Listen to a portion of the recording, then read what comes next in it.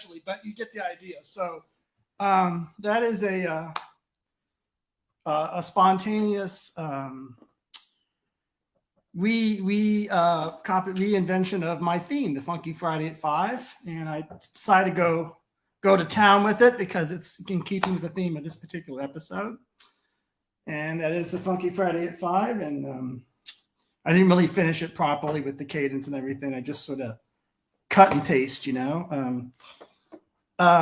So this is a part of a musical series with Journey of an Aesthete podcast, and I'm your host, Mitch Hampton, and this is a more or less a series about my musical and artistic journey, which, as you'll see today in a few minutes, covers a lot of ground. I'm going to be talking about a lot of different kinds of things, but I want to say off the bat that everything I am discussing, at least in this episode, are things that I deeply love.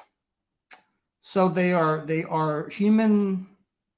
How do I put this? They are human creations in history that touched me very deeply and inspired me to want to contribute in a similar, like-minded way to what these folks or cats were doing over a span of time. So we're going to talk about some of that. So that's the Funky Friday. Now, that kind of thing where you have like a theme and you improvise on the theme is kind of what, for lack of a better word, what people call jazz musicians do, improvising musicians.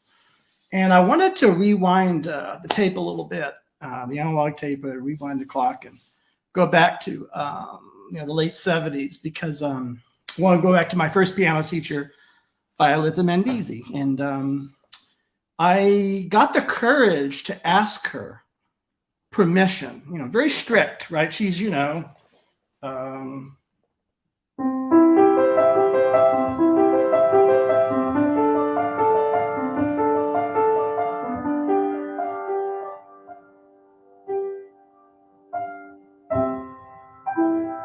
that's tonality. Well, I'm a tonal composer, but I have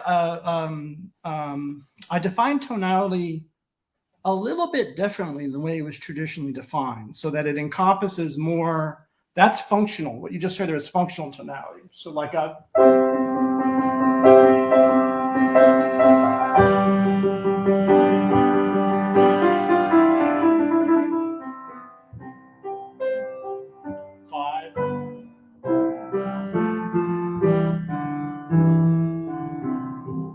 C major, functional.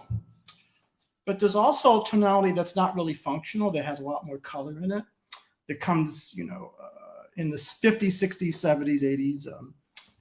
Cats start doing that. But we're going to talk about all that. So anyhow, Violetta Mendizi, I go to her, I say, Miss Mendizi, I love jazz music. I don't really know how to play it yet. And I actually, at this point in time, don't really even want to spend, how should I put this? I don't want to take time away from my classical studies and my technique training and the craft and all that, which is very important and very valuable and very good, I should add. I want to do that later, but how about this for a compromise? I'm going to get all this old sheet music. I have all these pop sheet music. And this would have been 1979, actually. I was just babying piano. Just a few years studying this thing. And I'm going to I have these old, what they call fake books, show music books with tunes in them. And I'm going to put a collage together of all these songs, and I'm going to more or less stick to the music. Now, what I didn't tell her is that I was studying this very mediocre sheet music. So commercialized sheet music. So what's a good example? I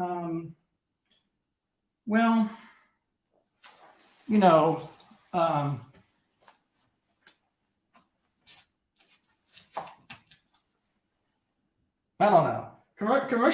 Commercialized sheet music is sort of like, you have like the words on the top, and then you have like the accompanying. Oh yeah, here's a really good example. So this is a perfect example, actually. This Broadway. So, you would see things like this. And that's kind of just, the bare boned, lead line, and then like kind of chord progressions. But that's not what I'm talking about. I'm talking about sort of the commercialized, publicized sheet music of like a song. So like when a song's published and it's all written out, all the parts are written out, and it's kind of the kind of thing where, you got that, and it's sort of, that's what you look at and that's what you play. And, the goal of that kind of commercially showed sheet music of popular song, or even unpopular, even obscure song, is so that people that can improvise, sort of beginning students, intermediate piano students, can sort of play it and approximate, kind of what the song is. And some of those, I think I spoke a little too disparagingly, because some of the sheet music is quite sophisticated. So I'm going to find an example here. Find the damn thing. Let's see here.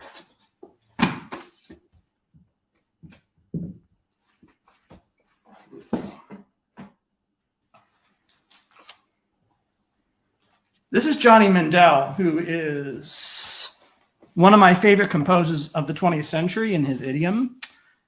And he wrote a lot of songs that jazz performers love to play, and that singers love to sing, like Sarah Vaughan loves to sing, Johnny Mandel.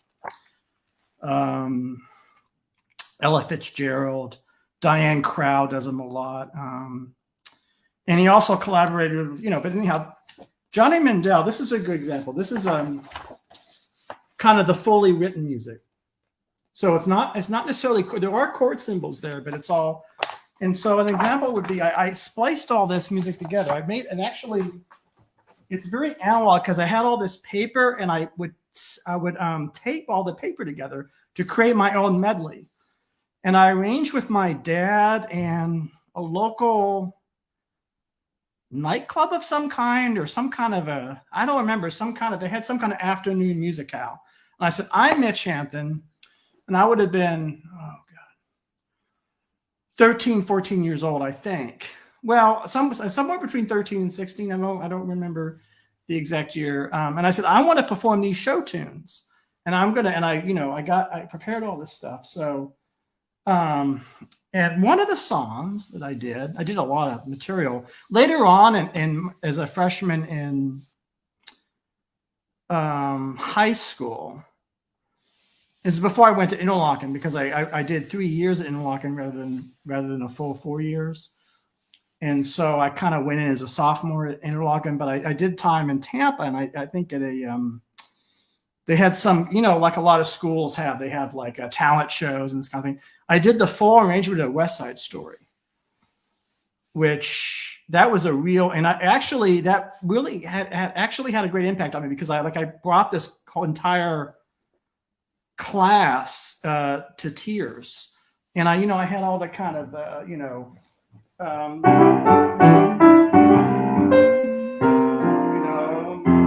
kind of a lot of the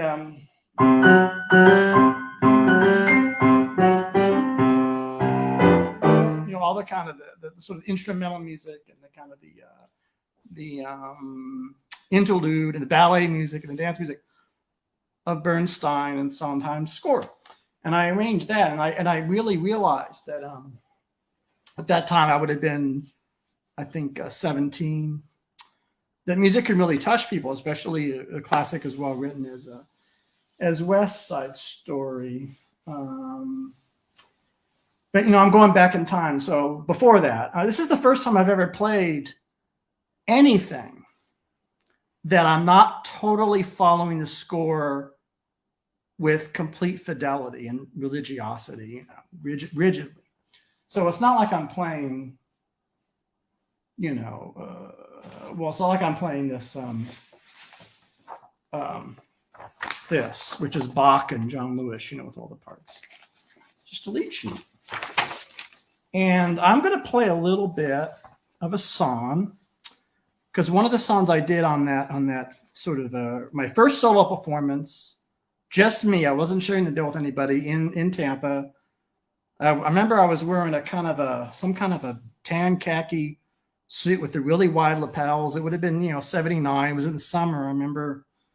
And I did this Stranger. It's called Stairway to the Stars, which is an old song by Frank Signorelli that was written for Glenn Miller in the 40s. And it was done by Ella Fitzgerald, Doris Day, and Marilyn Monroe. So it had a long career as a song until it became part of the movie Some Like It Hot. And I'm going to show you a clip from Some Like It Hot. Before I think it goes, it's been a while since I played it. So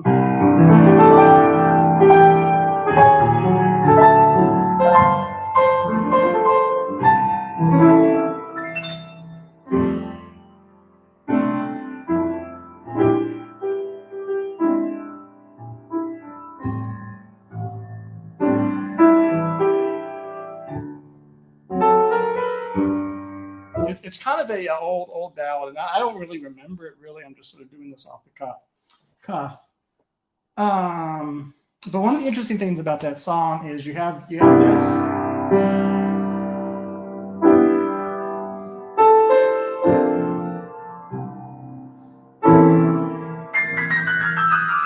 That's the way people would play things back then.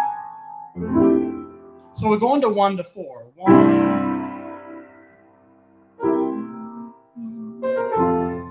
of the most common movements in functional tonal harmony music is used all the time, everywhere.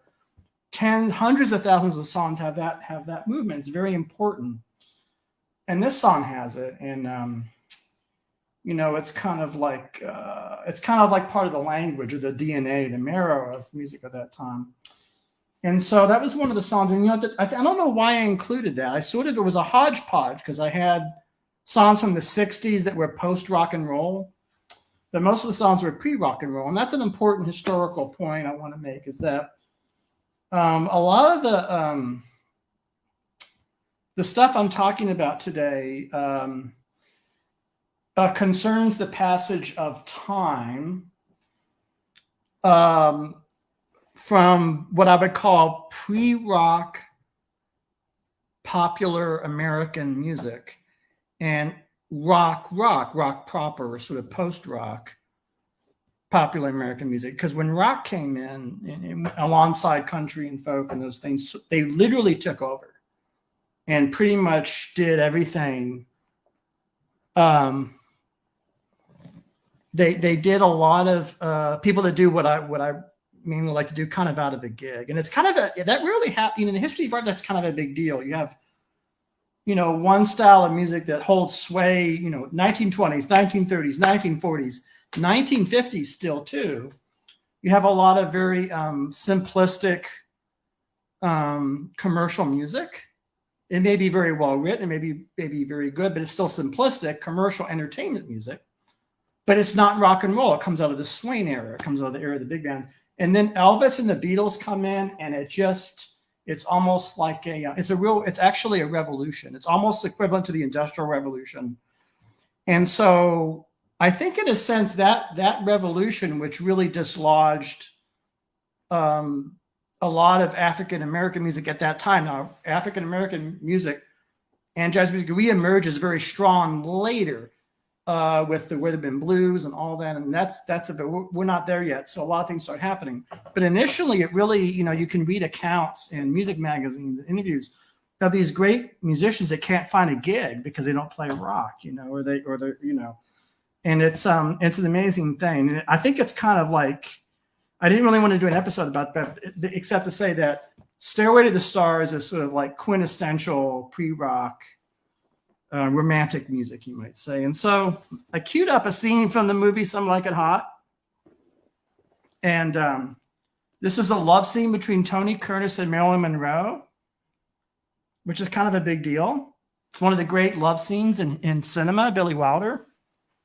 And I want you to listen to the background music, because there was background music, like commercial music, studio music. They would do these kinds of the strings, and the horns. And so let me get this here. It's not loud enough because it's enough.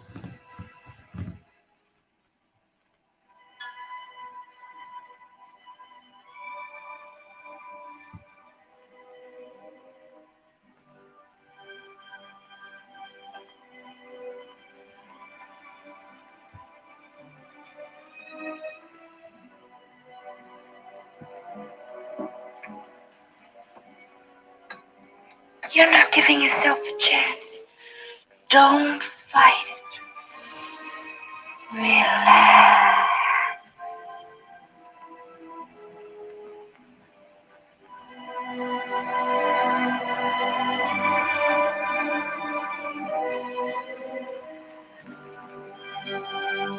Like smoking without inhaling. So inhale.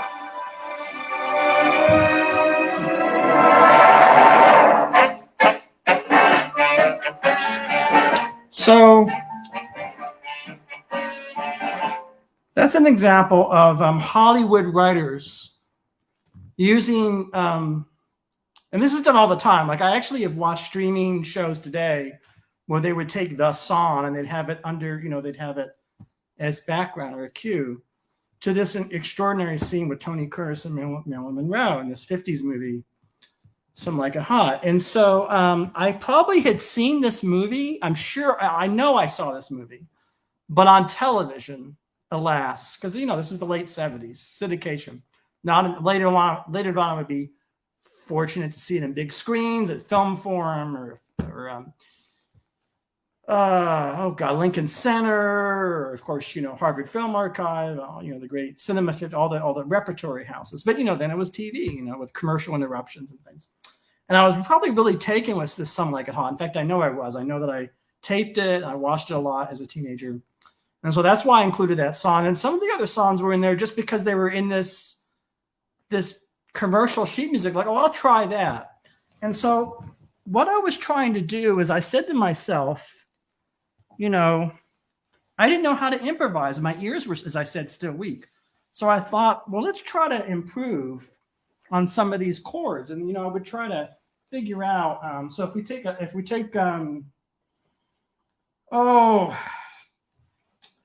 here's a good example. I'm going to take The Way You Look Tonight by Jerome Kern. That was done by this guy, Fred Astaire, in the movie Carefree. And just take some of the melody up. So it's this is the very bare boned original.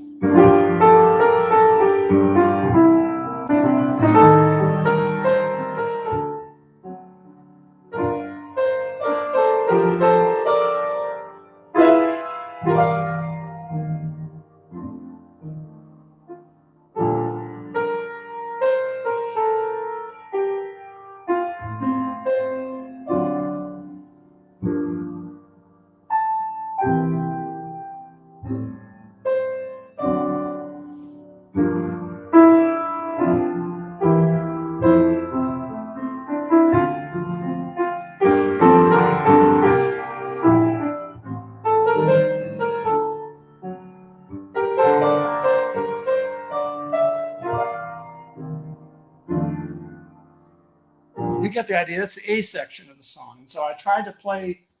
Now I try to play it the best I could in the. I purposely played it in a very square.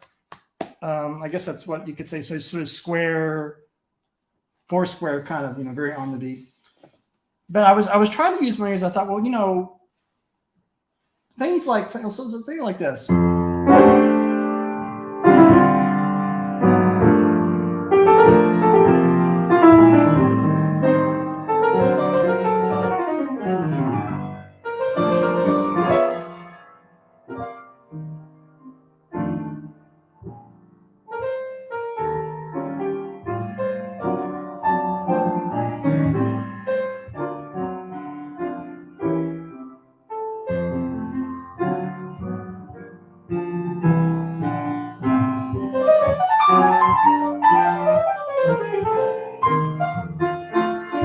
Do that then, but that's where that comes from. But I was trying to play better chords, and so what I found is I did this concert on my own initiative of totally non-classical, pre-rock and roll, 1930s, 40s, and 50s American popular music, and I felt it was a decent concert. People really enjoyed it, different ages. I mean, there were a lot of people. A lot of the audience were like boomers. So they would have been in their 30s then or 20s, and they, this wasn't really their music, but they, they were adults who responded to it. And I thought this is kind of interesting. And so that inspired me to put in a lot more time trying to figure out some of these secrets, or not secrets, well, some of these tricks of the trade or tools or things that cats were doing. And so I worked on that very, very heavily for many years. And so, when I got to Interlochen Arts Academy, I had to audition and everything for that. And my audition would have been all classical stuff, had to have been, because there wasn't really, that's kind of what you did. But I was always in my heart of hearts, I wanted to do this jazz music. And so my studies sort of paid off, because when I got to Interlochen, sophomore year, I tried out for the big band. Now this is a kind of an interesting thing. So,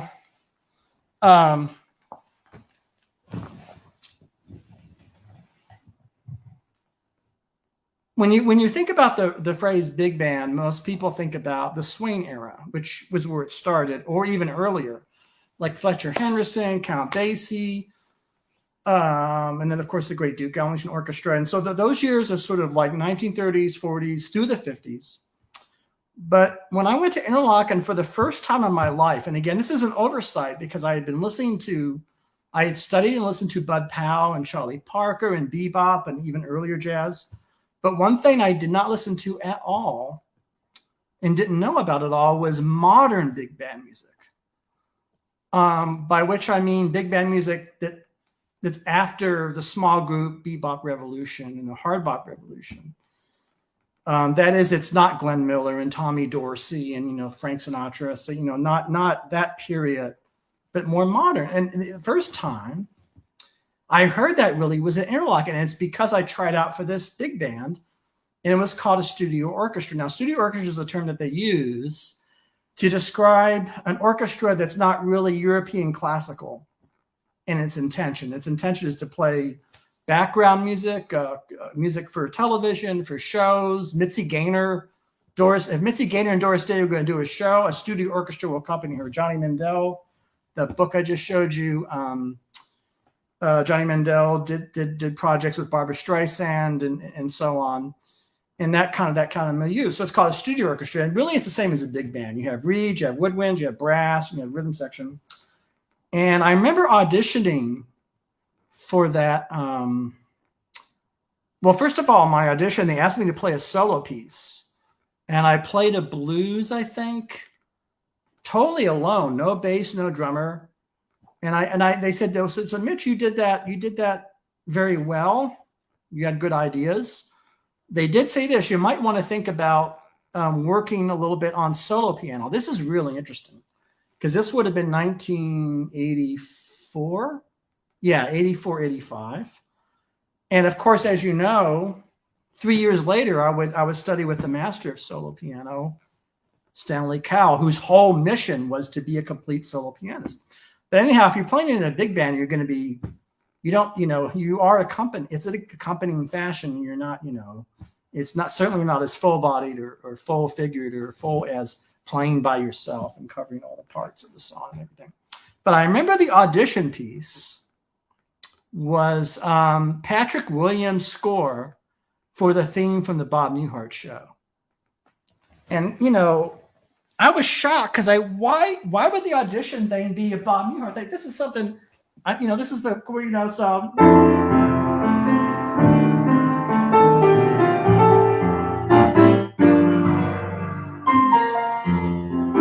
That kind of thing, this very, television music. It's the theme song for a television show. And I was reading it. I remember they had a score there. I was going,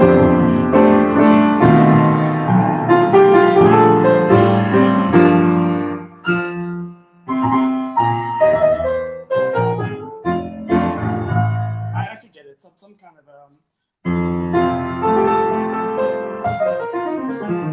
there's some kind of like it's. And I remember reading this, and I read it. They said I read it perfectly, but as a little kid, I watched this show, but I thought it was really strange. Why is this Bob Newhart theme one of the audition pieces, and I guess it's to kind of test your reading, you know. And there was like some kind of a, you know, it was very interesting. But you know,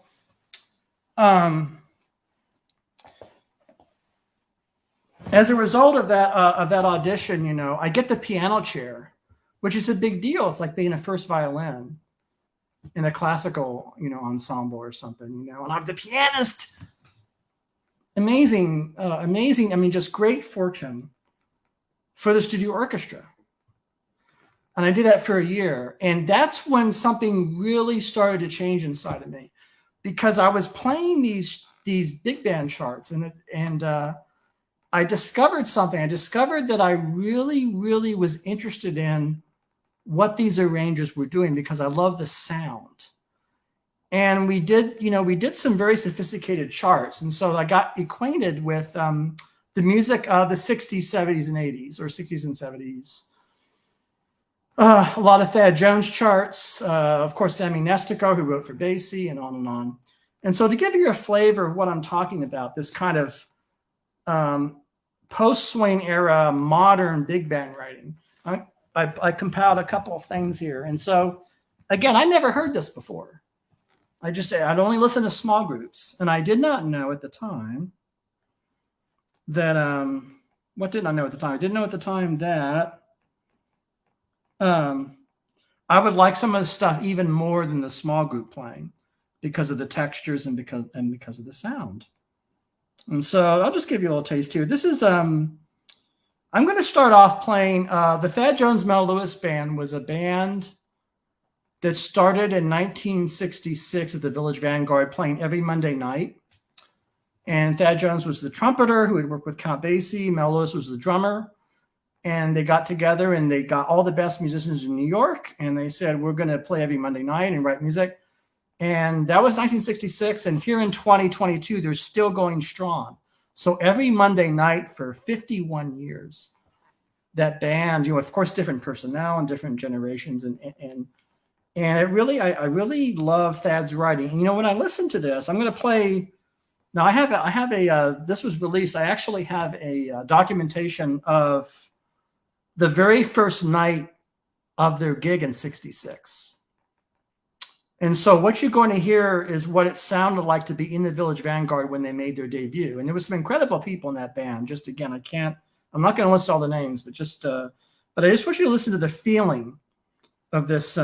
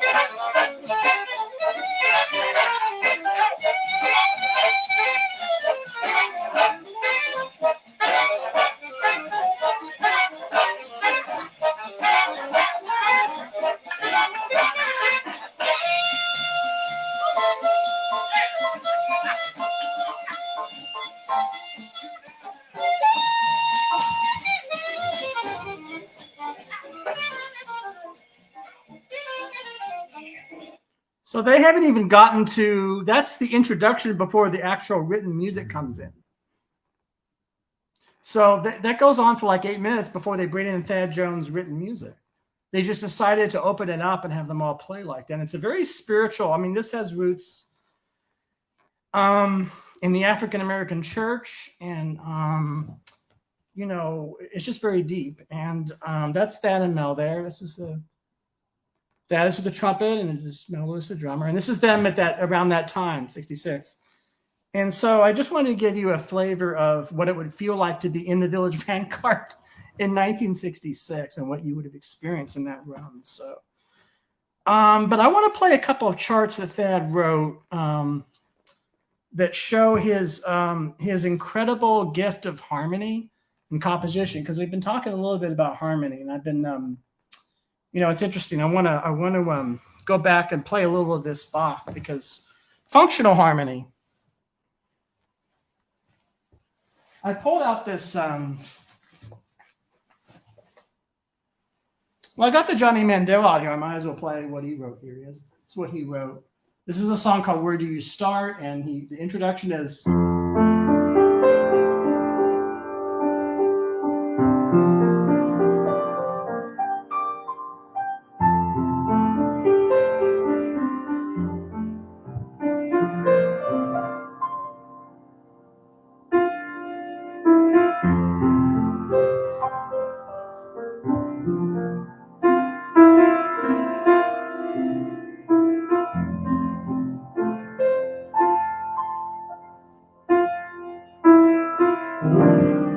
Remember I talked about going to 4? We're going to 4.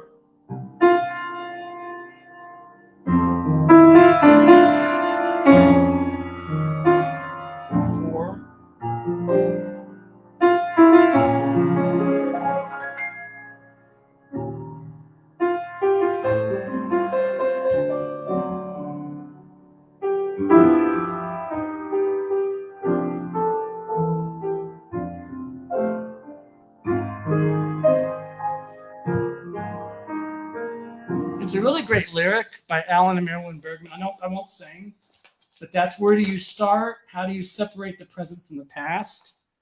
How do you deal with all those things you thought would last that didn't last?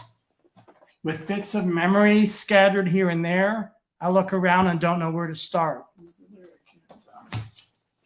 So that's important, because I just talked about 1. This is the 4th degree. So to get to 1, we go.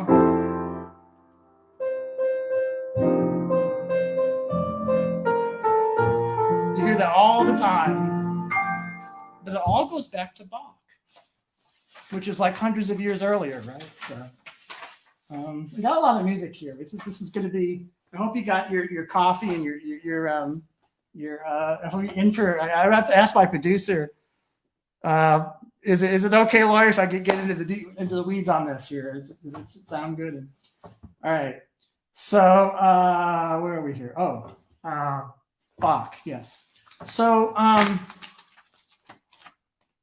this is from Bach. Did so many things, and you know, I don't even know where to. That's a whole right. But this is Precious Joy. Now, John Lewis was the head of the Modern Jazz Quartet, and he was a pianist. And this was a quartet with Milt Jackson on vibraphone, and they would do a lot of classical material and Bach, but also do African-American material, blues and gospel and bebop, and it's going to meld it all together. Really brilliant 50s and 60s third stream. But he would write, sometimes do things with Bach. And this is the Precious Joy of Joy, Jesu man's desiring. And it's, you know, you've heard it before. It's also the seasonal, it's the time of year, November, December.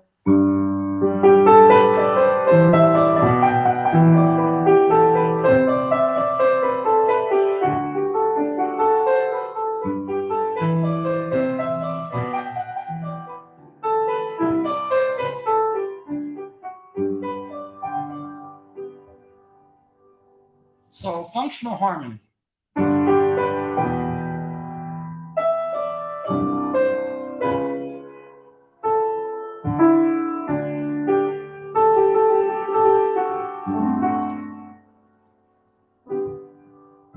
Tonic. And John Lewis had fun because he went in and, John Lewis was a Bach scholar, like one of the great Bach scholars, and people don't talk about him really that way because he's known as a jazz pianist and head of the modern jazz quartet. But he spent a lot of his life studying Bach as much as any of the classical pianists. Just amazing. And so he did this thing like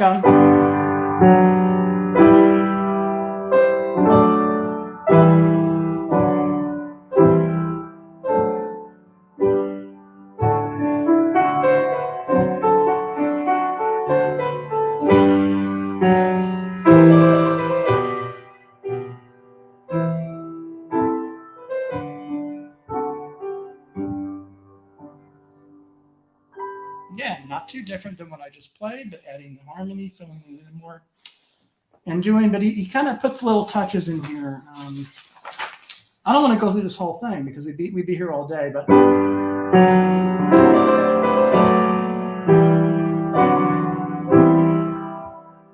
He adds that.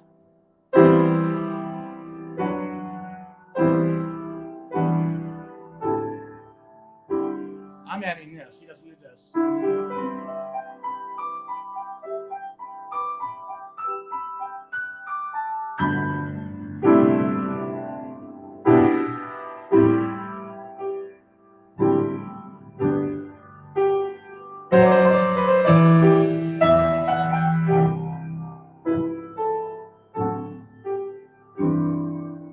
I'm just having fun, but I'm staying close to the original material,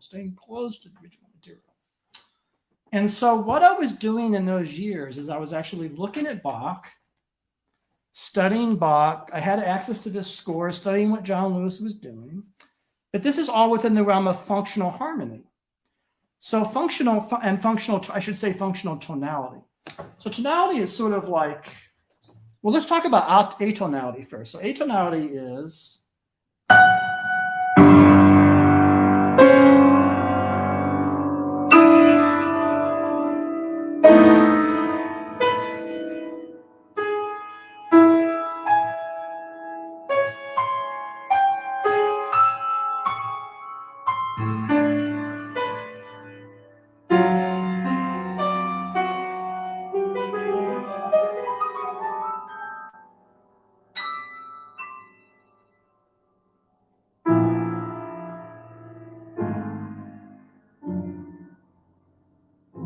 I'm just improvising.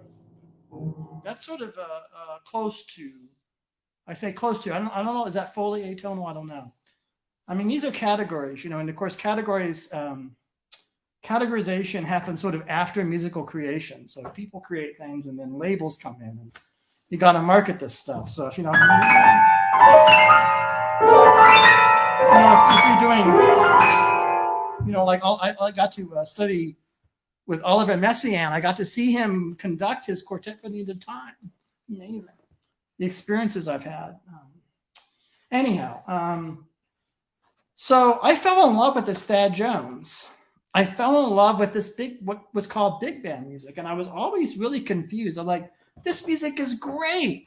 This music that I'm listening to by Thad Jones and these arrangers, I felt was as good as any of the classical European and American concert music being written. I really felt that. This stuff is great. Not all of it was to that level. I thought, well, this stuff is great. And it sounded great. And also because I was the piano chair in the studio orchestra, I was getting to hear for the first time the sound of these harmonies. And I was really struggling to learn this stuff because it's very complex. I'll give you an example. So we're still in functional harmony. I'll get into non-functional, less functional harmony probably in another episode because that has its own thing. But there's a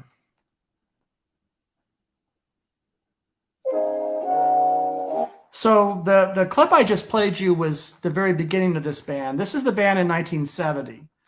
So it's an album called Consummation, and I just want you to listen to. Because I played this chart and I got to read the score, and I just want to play a little bit.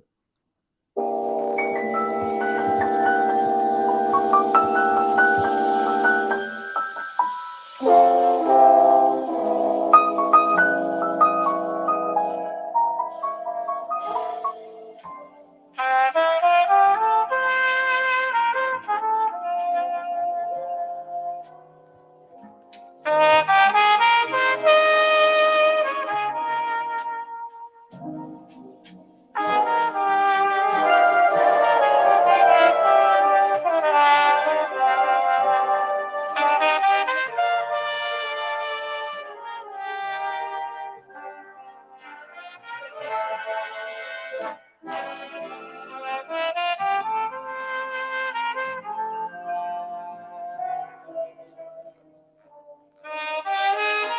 you notice it follows a song form. There's an A section and a B section, but it's a there's a passage in this piece.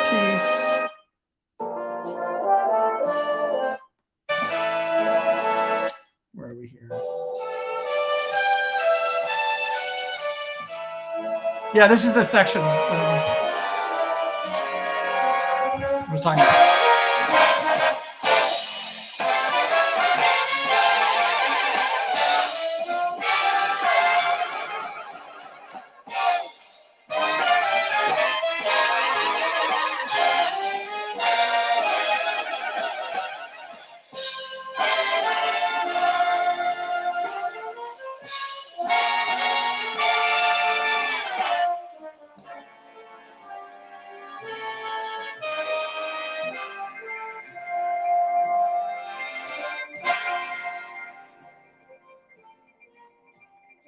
So that's the chart would be some of that stuff. What key are they? If you go,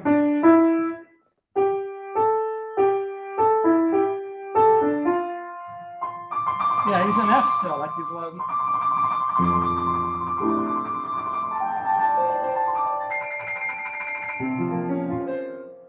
You can do that.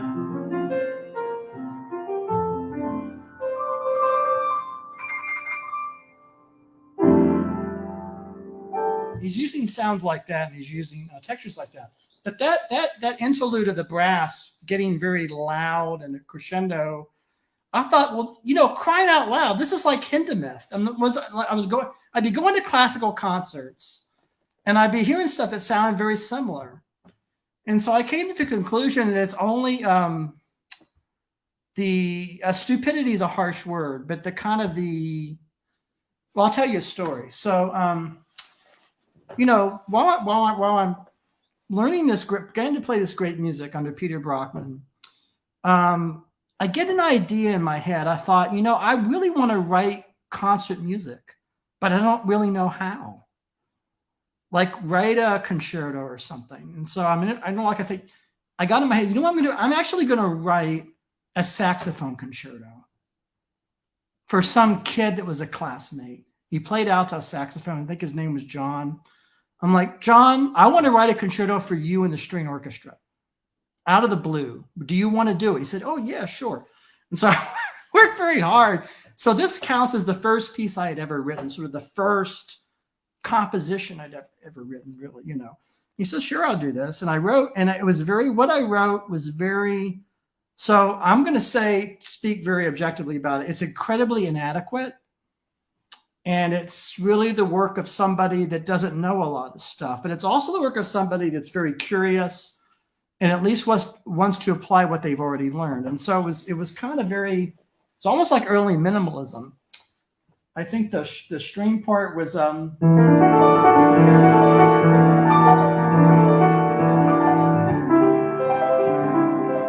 the strings are doing that, and I think the alto saxophone part was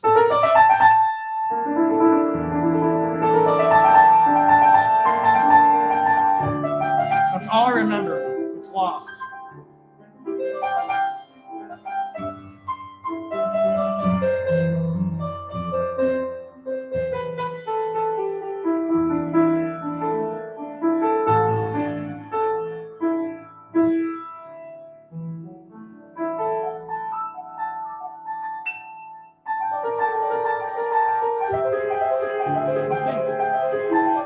It was a very short work, but that's kind of the language, the quality of it. And I got it performed by Dave Holland, not the bassist Dave Holland, but the conductor, teacher, interlock, and he played, hearing my music with the strings. It was really something. And they read it down, like almost took no rehearsal, because what I wrote was so simple-minded, just like.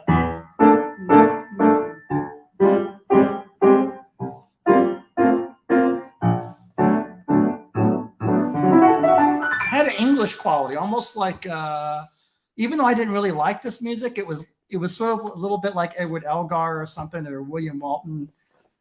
It's weird. It's funny when you're starting out in music, you oftentimes, at least sometimes, I would do things about which I was not crazy or didn't really love, but I would do it because I understood it. It's having integrity. Like, well, this isn't my favorite thing in the world, but this is something I can sort of, I don't know if the word is mimic, but I could sort of approximate it and kind of figure it out. So I wrote this piece. I was really, really pleased with myself, And, I'm not a guy, I got to say, I really didn't so I was pleased that I accomplished this because an enormous amount of hard work when you're writing a classical piece like this in high school. And I certainly knew its inadequacy. I knew what it lacked. I had more to learn. But Dave Holland enjoyed conducting it, and it gave this kid a star. He could be the lead. What can I tell you? So during this period of time, I was getting deeper into jazz playing and really deep into it. Learning, I was starting to try to transcribe improvised solos by the greats. There was a guy that taught at Interlochen named Tom Knifick, who was a great bassist, and he would bring. Well, let me give you an example. He brought two guest musicians, and guess who they were? These two musicians were playing in the Mel Lewis band, the same band I'd just been talking about. And I didn't know that. I didn't know who these guys were. Well, they were likely to meet Kenny Werner, the pianist, Billy Drews, the saxophone, and said, what are they? Well, currently they're playing in the Vanguard Orchestra.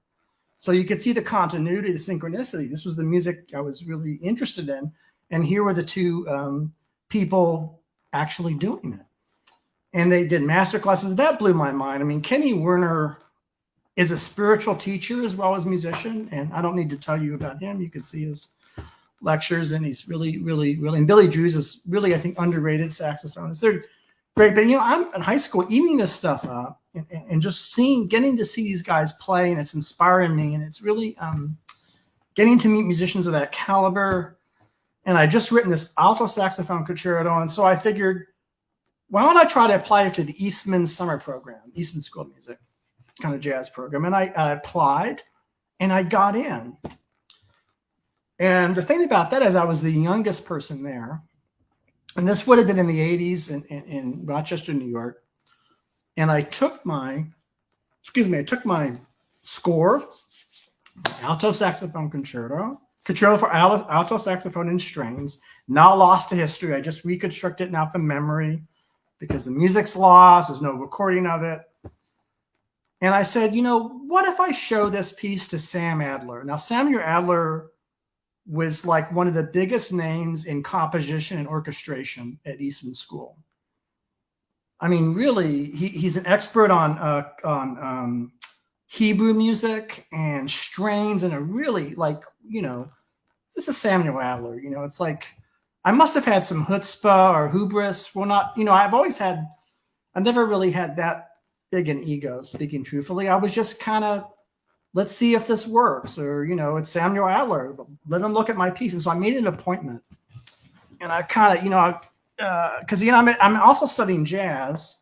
I'm not in the classical department there, but I got an appointment with Samuel Adler, and I remember I'm reconstructing this story just from memory, and I bring in this sheet music, and I'm just gonna take some music here. I'm just gonna, where am I here? I got to use something here to I'll just use this, even though I bring this in, Concerto for Alto Saxophone Orchestra.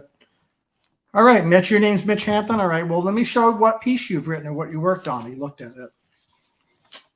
He's looking at it.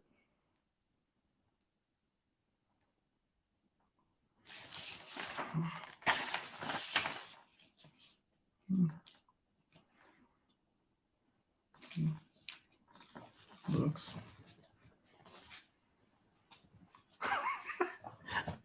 He looks at me like, Mitch, Mr. Hampton, Mitch, are you aware that in this piece you're writing, these are jazz harmonies you're writing in here? And these are like jazz progressions. Why did you write these chords and the way you have them voiced here? Why did you write this for this type of ensemble? What is your intention here? What are you doing here? And so I didn't really know what to say. I sort of figured, well, it's what I've been studying. It's what I like. And I wrote this piece. And he says, well, this is well done. But, guess, who's coming here next week? Oscar Peterson's coming to our school to do a concert. And he's the greatest. He said, that's where this belongs. I mean, he more or less said that's kind of what that's for, that you don't do that in a string quintet or do that in an orchestra piece, is what he really said. And that was my first time, I think, encountering this kind of category distinction or function, that if you write in, so if you write, like I just written this, actually, this is my string quintet I've just written. I want somebody to play it, but I've got oh, this isn't good because I'll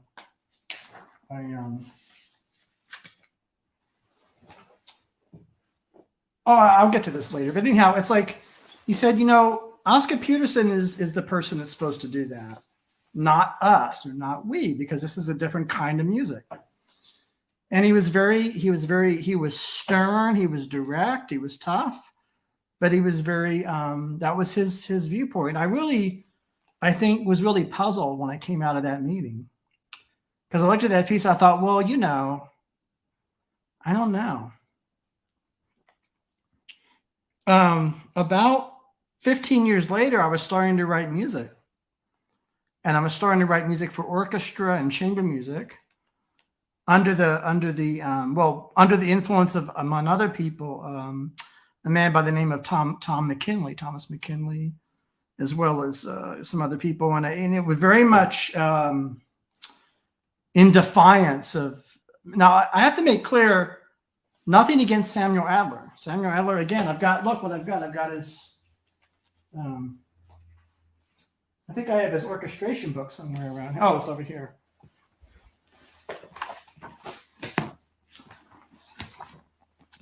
Adler, Principles of Orchestration. See? So he was, he knew his stuff, but he seemed to be under the impression that that if you're going to write an orchestra piece, you're going to write an opera, the language has to be specific to that history.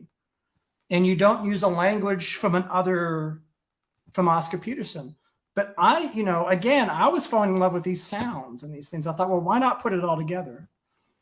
And I was starting to put it all together. And then the other thing too that happened then is that I was, playing these charts. And I was playing with small groups. I was playing with some musicians from the big band, and we would get together and we started to play gigs around town in Michigan, coffee houses. We were minors, so I don't know. I don't remember what the rules were around there. I don't pay attention to things like that usually, but we would play functions, and I was really playing with John Redmond, bassist, and the more I was playing, the more I was getting starting to get adept at trying to, I would say internalize in my nervous system what I loved. But it was always gnawing at me. I put aside the composition. I thought, well, Samuel Admiral Redmond, the Riot Act, I'm going to put composing away. I'm just going to concentrate on piano, which I did. I thought, well, I'll just play jazz piano. And I did that for, a long time, like 10 years. I didn't even look all through New England Conservatory of Music, at least my undergraduate. I just did piano, Stanley Cowell. I'm gonna get to Stanley Cowell now, because I think that when I studied with him, he got me interested in the piano as a solo instrument. And, it's kind of interesting because, typically if you have a song, like I did this song Cherokee by Ray Noble.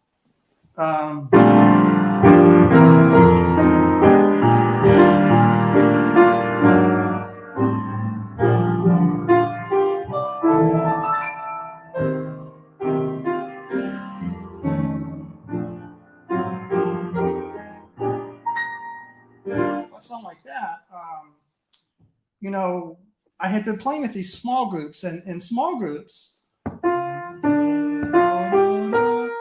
the piano function is sort of like this.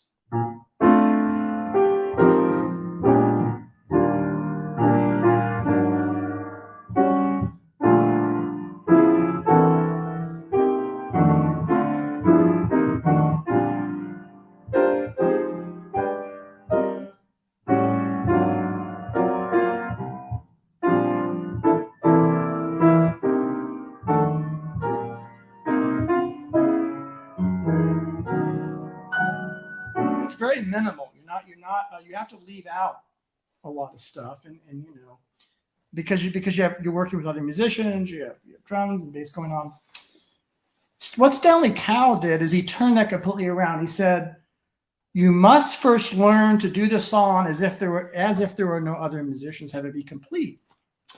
And I worked with him on so much music. I worked on that, which is an old standard, and he got me so that I mastered every aspect of the song. I did Wayne Shorter compositions with him. I reconstructed Gershwin's Concerto in F with him and did a 40-minute work for solo piano based on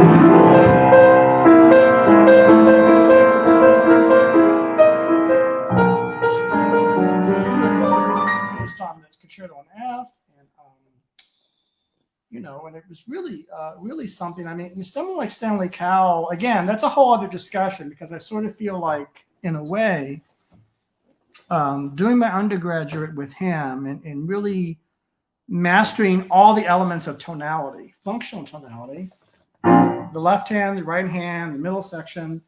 So you would have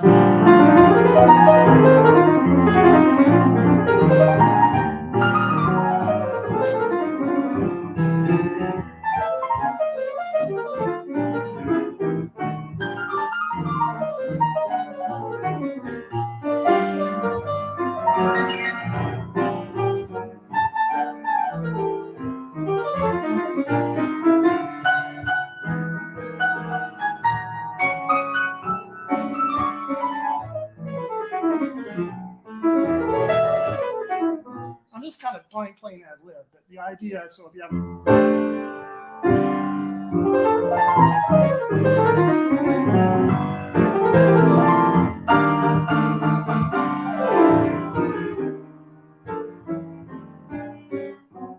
if you're moving through changes, there's different ways you can do it. So you can sort of what I just did there is a very kind of florid sort of I don't know, all over the place, you know, like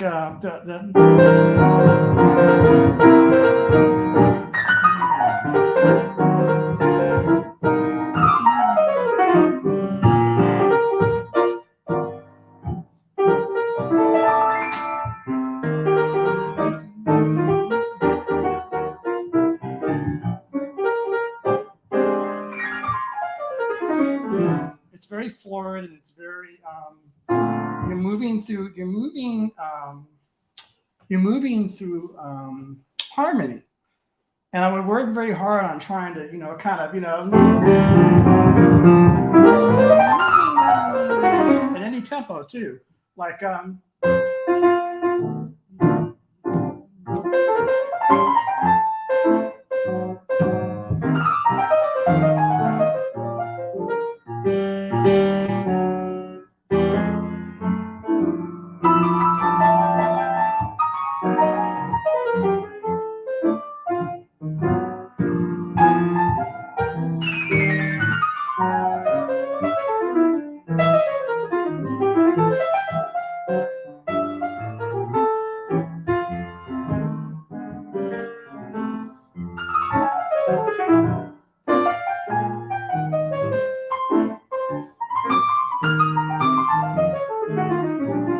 just improvising, but, you know, kind of different tempos and different things.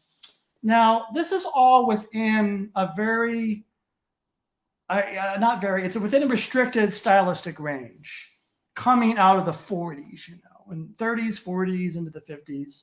We're not doing, you know, again, I'm staying very, it's like Teddy Wilson, course, Art Tatum, those were some of the pianists. It's very, John Lewis said something very interesting in the interview. Somebody asked, John Lewis, what do you think about stride piano music? Don't you think that style is kind of limited? And here's what John Lewis said. He's the guy that did the Bach study. John Lewis says, you know what? That music will never be limited. That music actually is probably going to last longer than some of these modern things that we're doing now. And the interview was in the 70s. He says, you'd be surprised, he said, how complex that music is, So it's not so limited. It's that interesting interview. I remember that was, I think, Keyboard Magazine. I forget where it was. But anyhow, subject. So I'm playing in small groups. And here's the interesting thing. I said, Cal, I think Mr. Cal,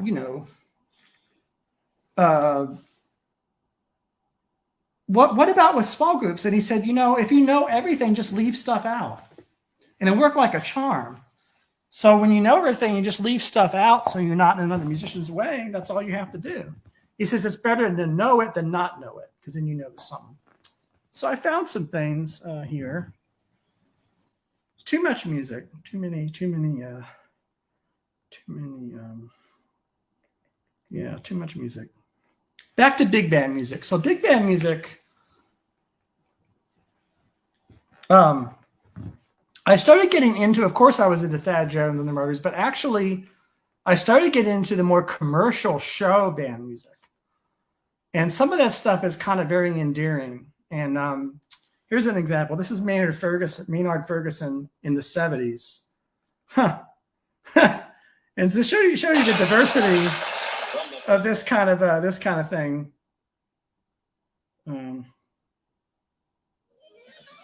Where are we here? This is example.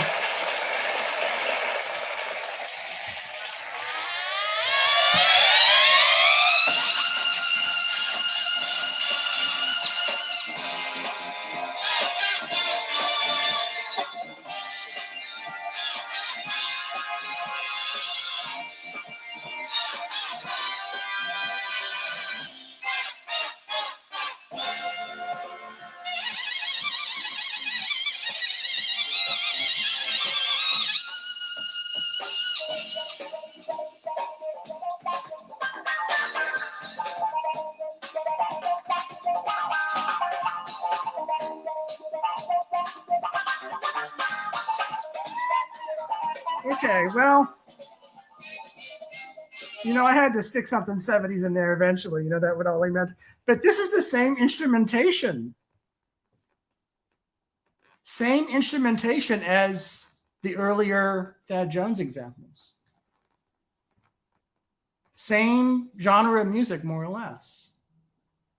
And I thought, well, that's an incredible amount of diversity that you can do something with such, Thad Jones is like, very, it's just, I don't know if gentle is a word. It's more stately and just, wow. I'm thinking Samuel Adler, I wanted to go back to him many years later. Never did. I said, Dr. Adler, I think you're kind of wrong here. I think that there's a lot going on here. And I just think it's just prejudice or just, I think, there's a lot here. I think this, again, as I said earlier, this so-called big band music, it's just good as the orchestral music or the wind music or any of the classical things. And I'm sure if I studied, Laurie would know more about this than I do, but drum and bugle corps music, I'm sure, which is not something I've really studied, but I probably perhaps should. Maybe I should write something for drum and bugle corps. There's a lot of overlap between Maynard's world and that kind of stuff. And drum and bugle corps, wind ensemble music. Anyhow, but Stanley Cowell was trying to recreate all that on just the piano. The textures and sort of the idea of being a complete, the piano as an orchestra. And,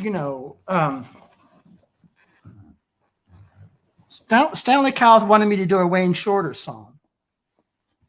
Because I had been doing this 30s and 40s music,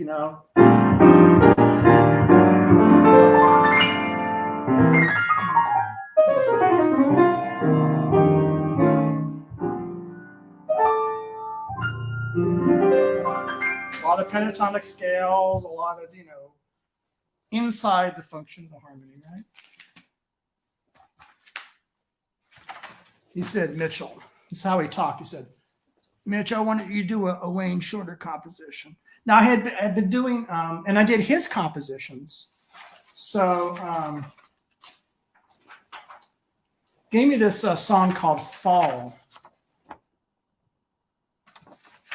And I actually had to play this solo now, we're still in tonality.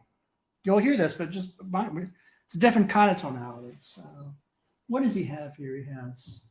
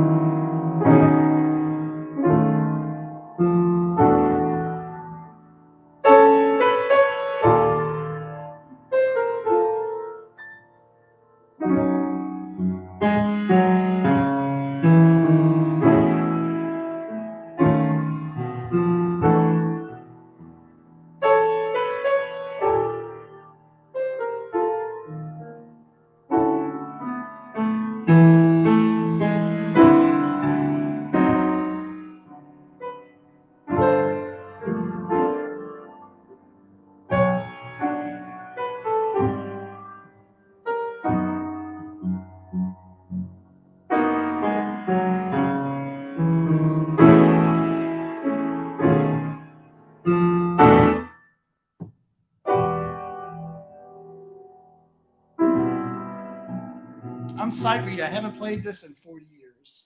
Yeah, I just haven't because I haven't just haven't done it.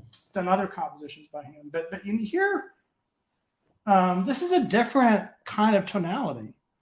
It's not like it's So he's amazing composer. I mean I'm not doing justice to him because it's just an example of something, but kind of like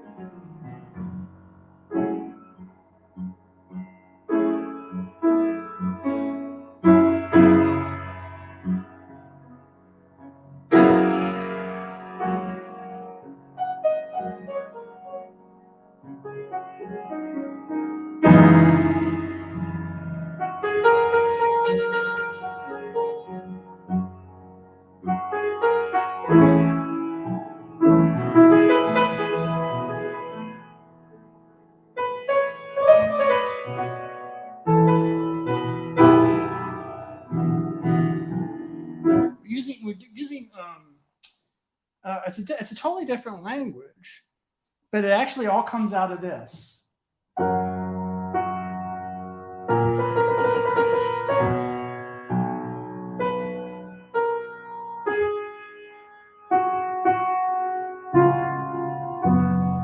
All comes out of that. Instead of that, you have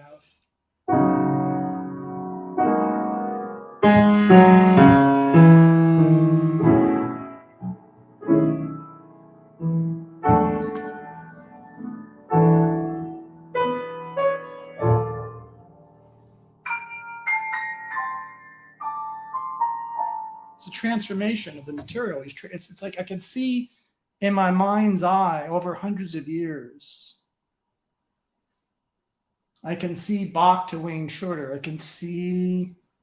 It's hard. It's really hard to articulate when I'm trying to.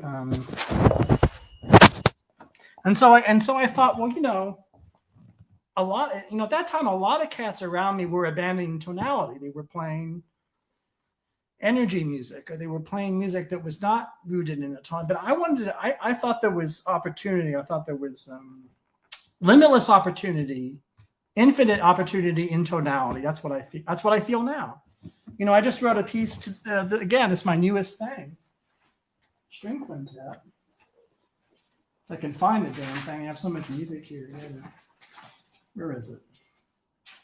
What we got here? Moved it over here. I feel like it's musical chairs or charades or something. This is a moment where there's a theme, and it's a theme I wrote.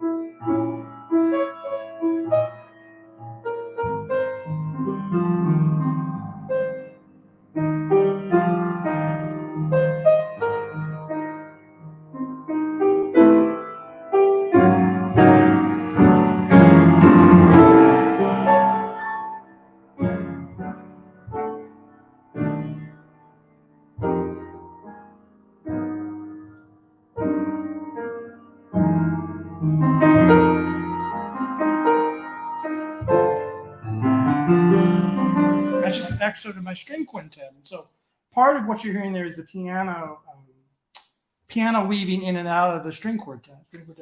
But this kind of I'm still working within the realm of that language. That's just one passage. It's I don't want to.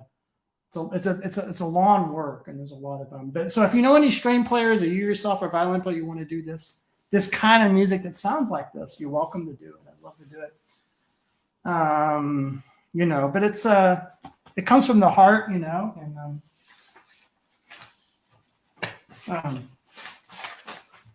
so we're up into 2022 because that's what I just wrote. So we've covered a lot of things today. I want to let's see. I'm just trying to recap here. This is over an hour, and I try to approximate some of these things. And again, not all this is practice, not all this is planned. And so Stanley Cowell, I think I'll leave you with that album. I'll play a little bit of his.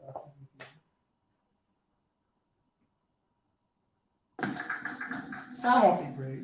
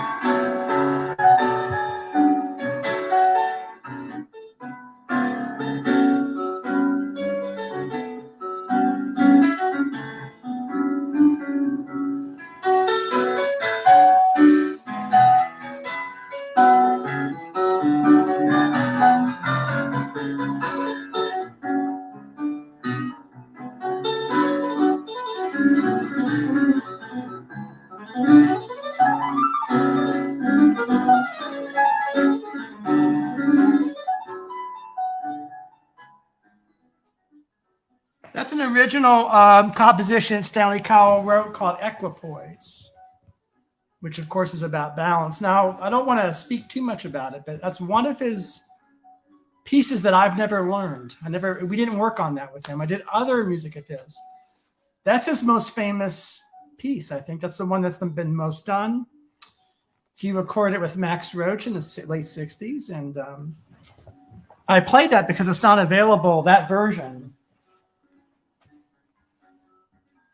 It's from this little album here.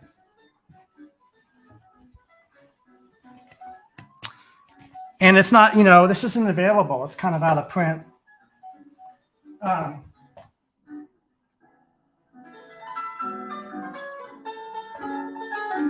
And I really appreciate very much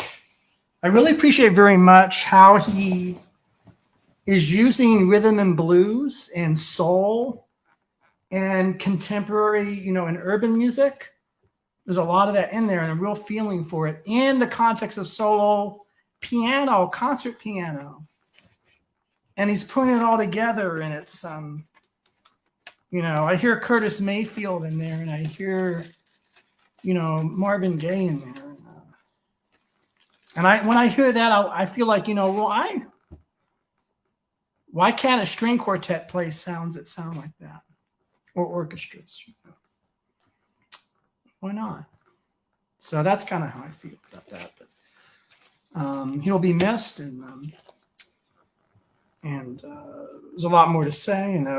Next episode, I'm going to kind of part 3. I'm probably going to just talk about my experiments in this realm of trying to do different things musically. And I hope you enjoyed this, and I apologize if it was too long-winded or if you were bored. Hopefully you weren't. Hopefully it was inspiring.